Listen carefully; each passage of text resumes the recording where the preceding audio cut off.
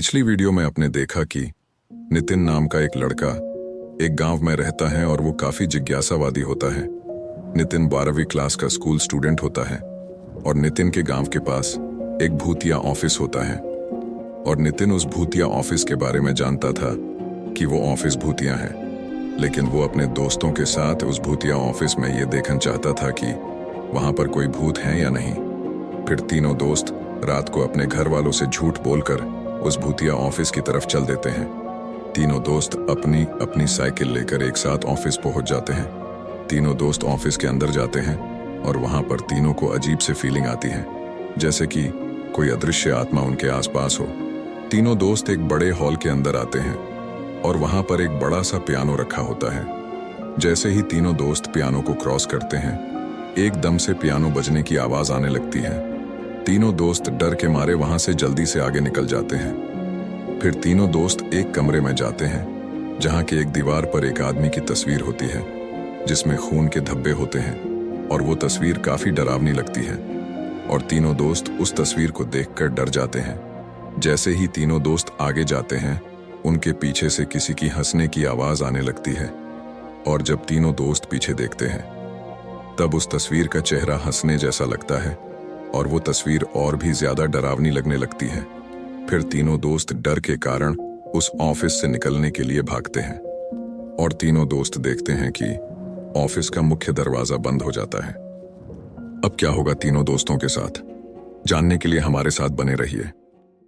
तीनों दोस्त ऑफिस के मुख्य दरवाजे को खोलने की कोशिश करते हैं, लेकिन दरवाजा नहीं खुलता है और तीनों दोस्त बहुत ज्यादा डरने लगते हैं कि अब इस ऑफिस के बाहर कैसे जा पाएंगे। फिर तीनों दोस्त सुनते हैं कि वहीं हंसने की आवाज उनके पास धीरे धीरे आने लगती है।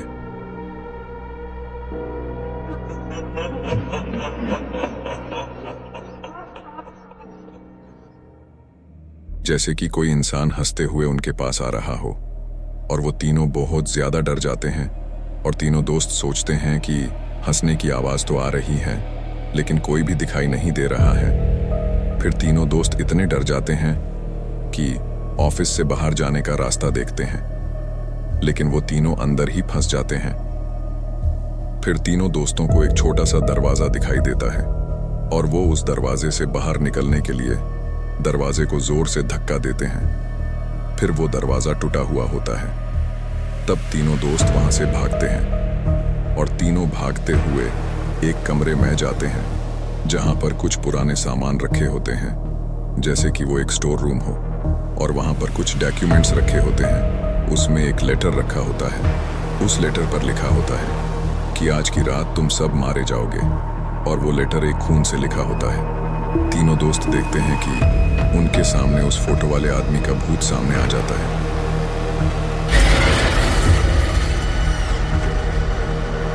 और उस आदमी का चेहरा बहुत डरावना होता है और तीनों दोस्त वहां से भागने की कोशिश करते हैं, लेकिन वो तीनों भाग नहीं पाते हैं क्योंकि वो भूत उनके और करीब आ जाता है। फिर तीनों दोस्त वहां से भागने का रास्ता नहीं देख पाते। जब इंसान मुसीबत में होता है तब भगवान को याद करता है।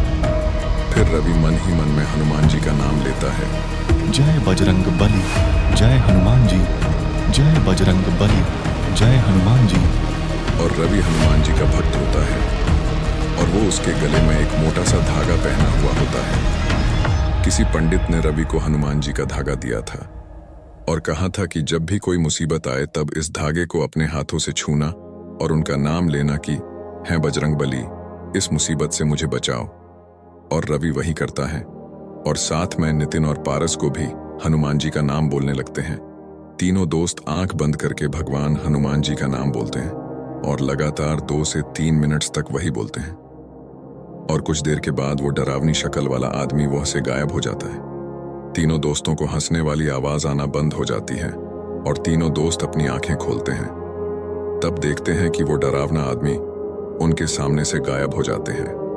तीनों दोस्तों को अंदर से बहुत अच्छा लगता है और रात के समय में उनका सारा डर खत्म हो जाता है।